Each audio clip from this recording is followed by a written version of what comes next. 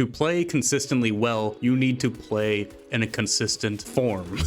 And what I mean by this is that when you sit down at your desk, things on your desk should be consistent. Don't clutter your desk up. Keep your chair at the same height, keep your backrest at the same level, so then every time you sit down to play, you're in the same position as you were yesterday. If it constantly changes, you're not going to improve nearly as much as you could be because you're creating variability in something that shouldn't be a variable. Hold on, I need to thank my sponsor for this video, SkinsMonkey. SkinsMonkey is a swaggy automated CSGO trading site. It's super easy to use. All you have to do is pick something in your inventory, check how much it's worth, and then go get something new from the monkey. What's also super nice is the filters you can use to narrow down your searches. So you can either use your skins to trade for new ones or deposit money with their 30% bonus. This becomes 35% with my code Wilson. Please use it. Along with this, you can get up to $5 free. Use my code Wilson. The link is in the description. Thank you, SkinsMonkey.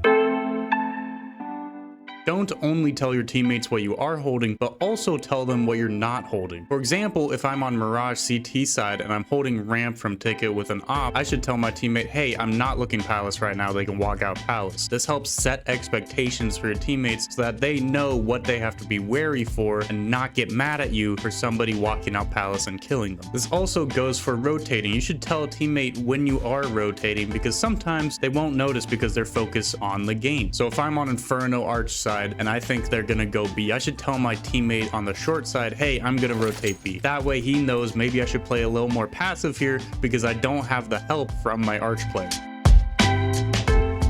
Now, we all know that quick switching doesn't reduce your reload time, but what you can do is switch off of your rifle after the reload has gone through and switch to your knife or nades. This can cut down a lot of time.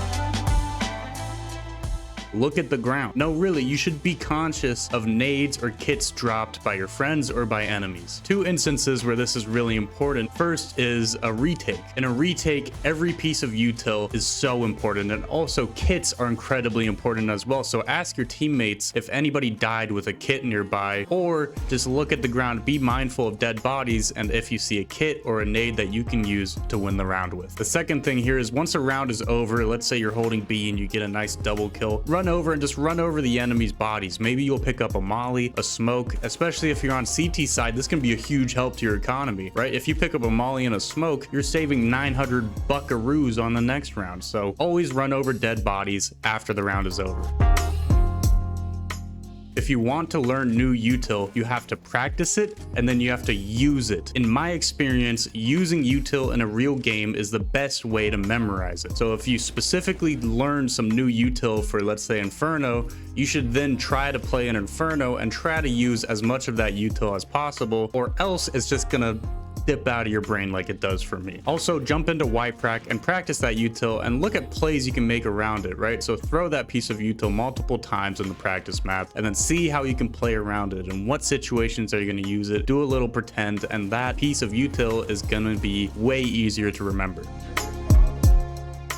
Don't be afraid to drop grenades, and don't be afraid to ask for people to drop grenades to you. Let's start with anchoring. So let's say on B side Inferno, you guys take banana, you have full banana control, you have a molly in your pocket, but you want to rotate over to A. You should drop that molly to your teammate that's going to be anchoring the site so that he can use that to delay pushes. He needs that piece of util much more than you do if you're going to go stack A with your teammates. At the beginning of the round too, when you're looking around at your teammates, at their buys, at their financial situations, don't be afraid to drop them a flash or drop them a nade, right? You're always going to have the opportunity, if you have the extra cash, to drop either a flash or a grenade. Now, you likely don't want to drop your smoke or your molly because those two are incredibly important, but a flash or a nade, boom, take it. And same goes if you can't afford full util. You should ask your teammates, hey, can you guys drop me a flash or a grenade? And then boom, maybe you get 2 flashes and a grenade. That's almost a full set of utility, and that can really be the difference maker in a round. This is so important, it's so simple, and that's to be a positive force on your team. Cheer your teammates on, celebrate rounds, celebrate wins, tell people nice shot, nice clutch, whatever it is, just be positive. Your team will pick up on that energy, and with that, talk, communicate. talk a lot. It doesn't even have to be groundbreaking comps. Just tell people what you see because they're going to use that information. And also I've noticed when you're a good communicator, other people around you will start to pick up on that communication aspect, right? If somebody on my team is talking well, they're communicating, they're positive, that tells me, hey, I should be doing the same. So I start talking more. So be that person, be positive and communicate. Don't stress about your elo or your rank.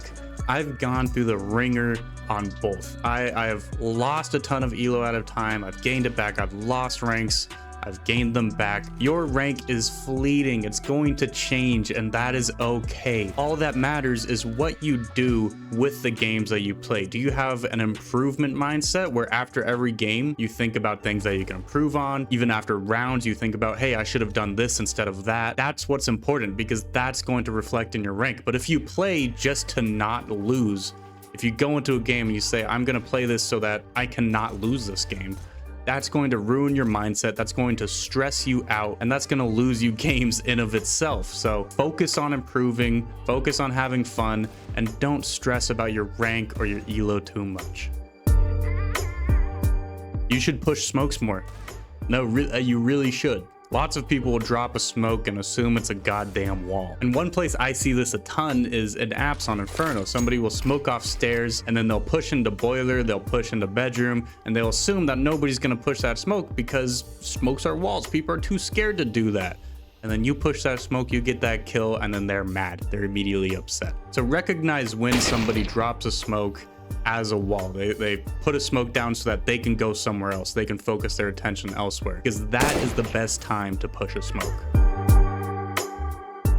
And speaking of smokes, you should drop more defensive smokes. Now, I didn't really grasp the full utility of defensive smokes until I got into a higher elo, but essentially a lot of people focus on smokes as a way to stop a push, right? Lots of times, especially if you're against a decent or somewhat organized team, they're not going to care about that smoke. They're going to flash over, they're going to push that smoke anyways. They're not going to fear it, right? And so often it can be much better to hold on to your smoke and then when that push comes in, to drop that in front of you, create new off angles, delay, become an anchor in that site, and be super hard to kill.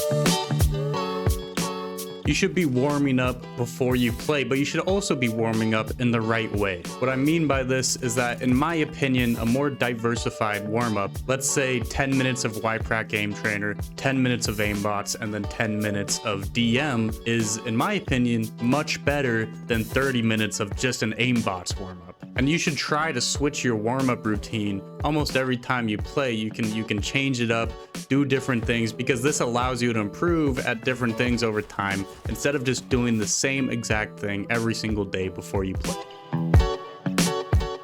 You should try to play powerful positions. What I mean by this is that if you want the most impact on the game possible, you want to be a driving factor in the outcome of the game, you should be playing positions where you can see a lot of action, and these positions are typically rotator positions. These allow for the most freedom of how you can play them. Some rounds you can go elsewhere. You can really use your intuition to allow you to play these spots to get the most action possible. So for example, you can play Arch on Inferno. Some rounds you can go towards B at the beginning of the round and then go back towards A. You are the first rotate over to B if somebody dies, if they need help. On Mirage, you can play Window. Window is a huge rotating position. You go over, you help A, you're a quick rotate over to B, and you're gonna see a lot of action mid, so it's a very important position. On Nuke, consider playing Mini/A main. You help against inner pops, but you also go outside and help the outside player.